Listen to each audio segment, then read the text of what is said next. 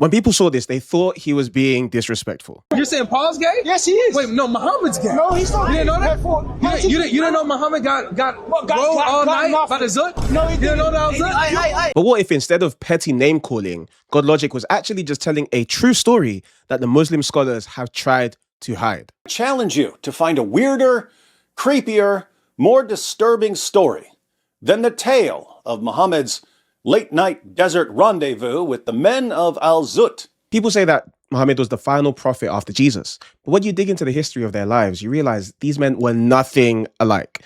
And so to show that, and also since it's Pride Month, Raymond Ibrahim is going to tell you about the strangest story in the history of Islam. This odd hadith, which I'm about to narrate, appears in several hadith collections, including the highly esteemed Musnad of Ibn Hanbal, founder of one of Islam's 4 schools of laws, or madhahib, as well as in many other well-respected Islamic texts, all of which are being taught in Al-Azhar, and all of which I have listed volume and page numbers in the description of this video. So the scholars know about this story.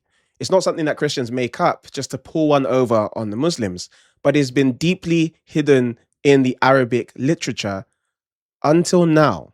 The hadith, which is narrated by Abdullah bin Mas'ud, a companion of the Prophet and one of Islam's most reliable and trustworthy transmitters of hadith, goes as follows. Brace yourself. Abdullah begins by telling us that Muhammad called on him to accompany him on a trip into the desert. When they reached a certain place and night had fallen, Muhammad made a line in the sand, most likely a circle, and told Abdullah, quote, "Stay behind this line and do not cross it, for if you do, you will die." Muhammad then left his startled companion and walked into the desert night, about the distance of a hurled stone, says Abdullah.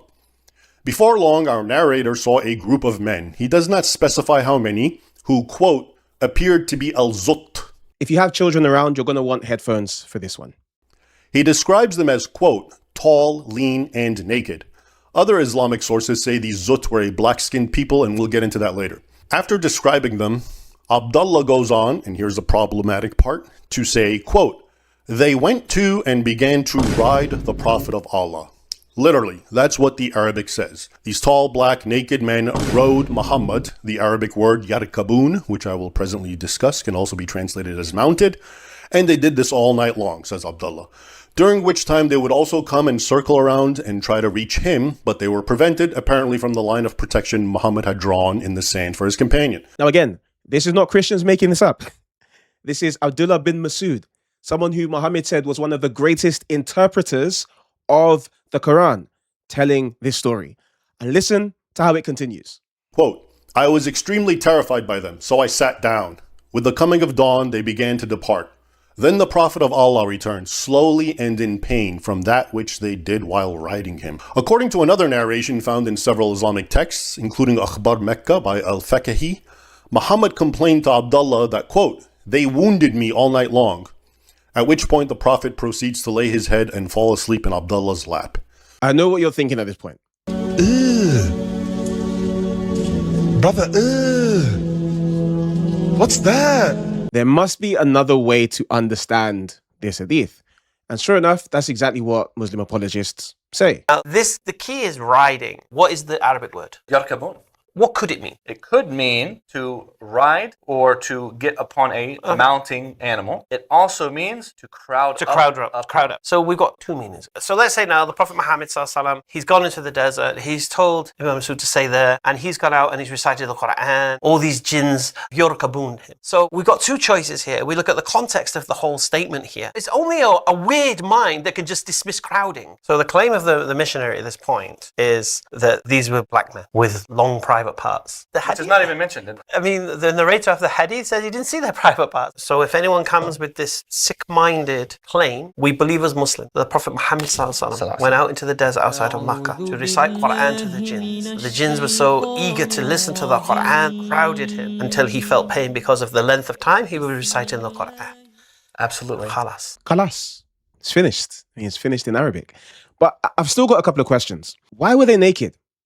Why did the narrator specify they had no clothes on? Why did Muhammad still teach them with no clothes on? Why were they physically crowding him, if the word is meant to be crowding, when they wanted to hear him recite the Quran, rather than just sitting at his feet? Why was Muhammad in physical pain? instead of just being tired, if he was just teaching for so long. I mean, can you imagine what the atheists, the Muslims, different people would say if there was a lost story of Jesus teaching the Sermon on the Mount, and the writer said, and Jesus looked on the hills and they had no clothes and they were physically crowding on him. You would not hear the end of it. But this is not the only way the Muslim community tries to deal with this story. Typical responses are that 1. Al-Zut were not humans, but rather jinn. 2. This occurred during Muhammad's famous meeting with the jinn, known in Islamic tradition as the Night of the Jinn, when the Prophet recited the Quran to them. And 3. It's known that Abdullah bin Mas'ud was not present with Muhammad during the Night of the Jinn, so therefore this hadith must be weak and likely fabricated. Such are the responses against this hadith. As we have seen, however, and as those who use this hadith as a polemic against Islam point out, the earliest references to Al-Zut all depict them as humans. And dismissing the hadith as weak on the claim that Abdullah was not present for the Night of the Jinn is itself very weak, since the night in question had nothing to do with the jinn. Meaning there is no reason to doubt the words of Abdullah, a chief and highly trusted transmitter of hadith. So there are no easy ways for the Muslim community to deal with this story.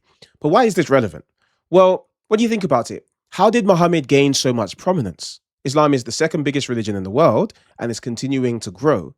Well, Muhammad came and said that he was the final messenger from Allah, that he was confirming the message previously revealed in the Torah and the Gospels, that he was a prophet foretold by Jesus, that we must submit to everything that he has said in the Quran, and that he is the most exemplary of people. And yet, when you read his literature, you find contradictions. And when you see his life, what do you find?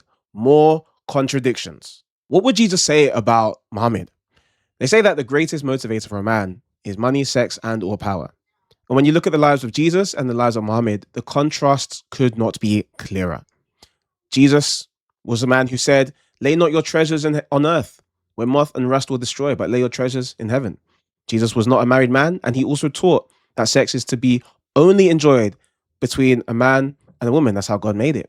And power, Jesus, being in the form of God, did not count equality with God as a thing to be grasped, but humbled himself by becoming a man, was obedient to the point of death. And then you look at Muhammad's life and wow, it's crazy.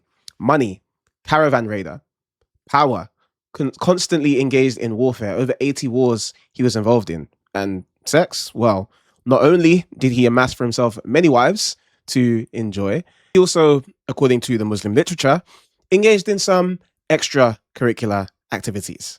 As I said, happy Pride Month. So what would Jesus say about Muhammad? Well, we don't have to guess. We just have to open the Bible. Matthew 7, beware of false prophets who come to you in sheep's clothing, but inwardly are ravenous wolves. You will recognize them by their fruits. Now, there are many Muslims that try and say there are other passages that actually do prophesy Muhammad in the Bible.